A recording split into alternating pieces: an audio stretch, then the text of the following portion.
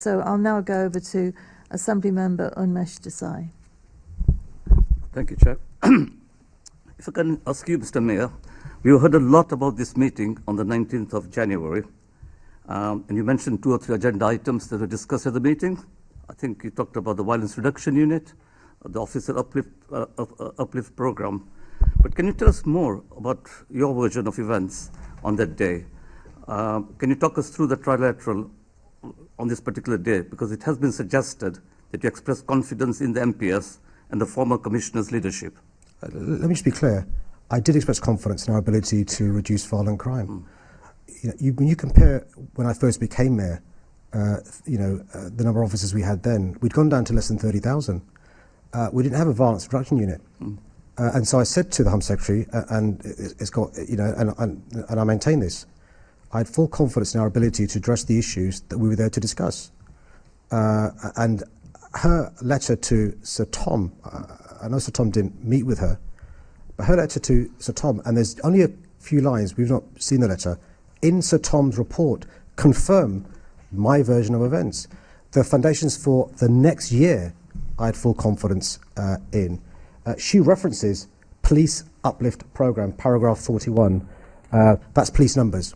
At that stage, we're 33,000 from a position less than 30,000. Of course, I've got much more confidence now. She references the success of the Violence Reduction Unit, and I actually thanked the Home Secretary for the £7 million. And I said this shows the difference funding can make. The country's first violence reduction unit. We learned the lessons from Scotland.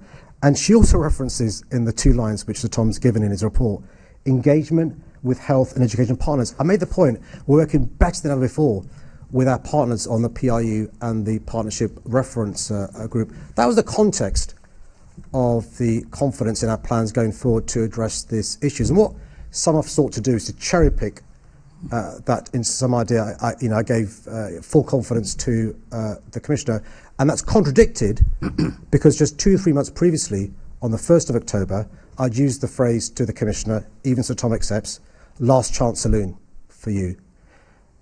Even Sir Tom accepts, I'd spoken to the Home Secretary before this meeting, saying my confidence had been shaken. So what some are seeking to do is to pick out from this meeting an interpretation that isn't borne out by the facts.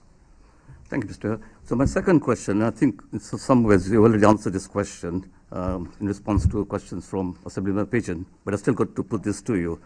And if there's anything more you wish to say, why did your thought processes between the January 19th meeting and the 10th of February change? Can you explain to Londoners what actually changed? Well, so in relation to my confidence overall in the ability of the Commissioner to address the series of scandals that had happened before the 10th of September with the extension, and before that meeting in January, there'd then been additional events post that meeting on the 19th of January. By the way, my interpretation of that meeting is not the same as Sir Tom's. Mine's where the Home Secretary is in relation to just those 3 issues have I got confidence in. We're not discussing trust and confidence. And Sir Tom says the omission of trust and confidence from the Home Secretary's letter can be inferred from that, his version of events. What happened after that meeting was, in the words of the minutes, the straw that broke the camel's back. And that's Operation Houghton. The police were well aware of the details of this. I became aware on the 27th of January. By the way, although game-changing in relation to the straw that broke the camel's back, it was still possible for the Commissioner. It was still possible for the Commissioner to persuade me that she had a plan to address these issues, and she had a plan to win back the trust and confidence. And proof of that is you compare and contrast the actions of Dame Cressida Dick, the finest police officer in a generation, to Sir Mark Rowley in relation to how he's approached these very same issues over the last few weeks. So, as far as I'm concerned, the all-important issue for Londoners out there is trust and confidence in the police service. So, Mr. Mayor, what assessment have you made of the former and current commissioners, respectively, when it comes to restoring trust and confidence? And this goes to looking the core. To the future. This goes to the core of policing. Yeah. Because the current commissioner uses language like higher standards, more trust, equals less crime. He believes that the police service should be an anti-racist organisation, which is very different from an organisation that, quote unquote, has zero tolerance towards racism.